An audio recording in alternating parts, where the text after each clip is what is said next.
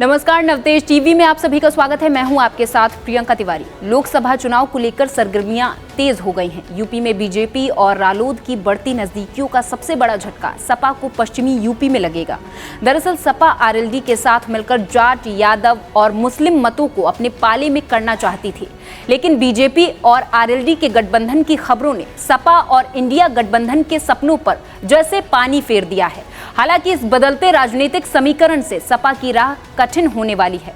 बता दें कि सपा को पहला झटका तब लगा था जब सुभासपा भी सपा का साथ छोड़कर एनडीए में शामिल हो गई थी।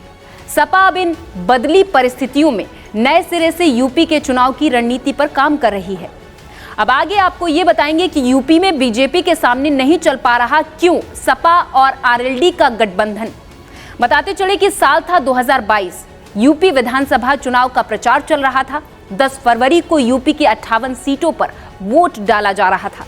तब ये अटकलें लगाई जा रही थी कि शायद आरएलडी बीजेपी के साथ चली जाएगी, लेकिन इस अफवाह पर 25 महीने पहले तब विराम लगा जब आरएलडी के मुखिया जयंत चौधरी ने एक सभा में कहा कि मैं कोई चवन्नी हूं जो पलट जाऊंगा।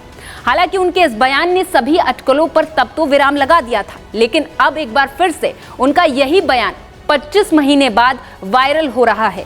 खैर, बीजेपी ने हाल ही में चौधरी चरण सिंह को भारत रत्न से सम्मानित करने का ऐलान किया, तो आरएलडी के मुखिया जयंत चौधरी ने भी इस ऐलान का सम्मान करते हुए ट्वीट कर डाला और लिखा कि दिल खुश हुआ। वहीं जब उनसे पूछा गया कि क्या वो इस बार बीजेपी में जाएंगे, तो उनका कहना था कि इसके लिए बीजेपी को कोई कैसे मना कर सकता है, जिससे ये बात तो साफ हो गई है कि आरएलडी इस बार बीजेपी में चली जाएगी। अब आप ये सोच रहे होंगे कि आरएलडी से बीजेपी को क्या फायदा होगा। दरअसल पश्चिमी यूपी, जिसे जाटलैंड के नाम से जाना जाता है, वहां पर जयंत चौधरी के राजनीतिक दल आरएलडी की पकड़ मजबूत है। पश्चिमी यूपी में कुल 27 लोकसभा सीटें हैं, जिनमें 22 जाट बहुल्य वोटरों वाली सीटें हैं। इन सीटों पर जाट वोटर ही निर्णायक भूमिका निभाते हैं। हालांकि यूपी में वर्तमान समय में बीजेपी मजबूत स्थिति में जरूर है और बीजेपी के यूपी के 80 में से 62 सीटों पर जीत की भविष्यवाणी ओपिनियन पोल में भी की जा चुकी है। ऐसे में जयंत चौधरी को लेकर पश्चिमी यूपी में बीजेपी कोई भी जोखिम नहीं उठाना चाहती है। अगर जयंत चौधरी एनडीए में जाते हैं तो बीजेपी को जाटलैंड के वोटरों का वोट भी मिल जाएगा। साथ ही पश्चिमी यूपी के उन नाराज किसानों को भी बीजेपी लोकसभा चुनाव 2024 से पहले मना लेगी, जिन्होंने मोदी सरकार के द्वारा लागू किए गए संशोधित किसान कानून का जमकर विरोध किया था। उन दिनों संशोधित किसान कानून को रद्द करवाने के लिए यूपी, दिल्ली समेत देश भर में महीनों धरने प्रदर्शन किए गए थे, जिसके आगे मोदी सरकार को झुकना पड़ा था और किसान कानून वापस लेना पड़ा था।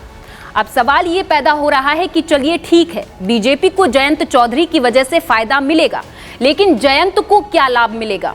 तो जवाब है कि अगर जयंत चौधरी एनडीए में शामिल हो जाते हैं तो बीजेपी के साथ आने से आरएलडी को गंवाई हुई मथुरा लोकसभा सीट के साथ अन्य जाट बहुल्य क्षेत्रों की सीटों पर खोई जमीन वापस मिल जाएगी, जिसे 2019 में बीजेपी के साथ गठबंधन तोड़ने के बाद आरएलडी ने गंवा दिया था। खबरों के अनुसार जयंत चौधरी को बीजेपी ने 4 सीटों पर लोकसभा चुनाव लड़ने का ऑफर दिया है।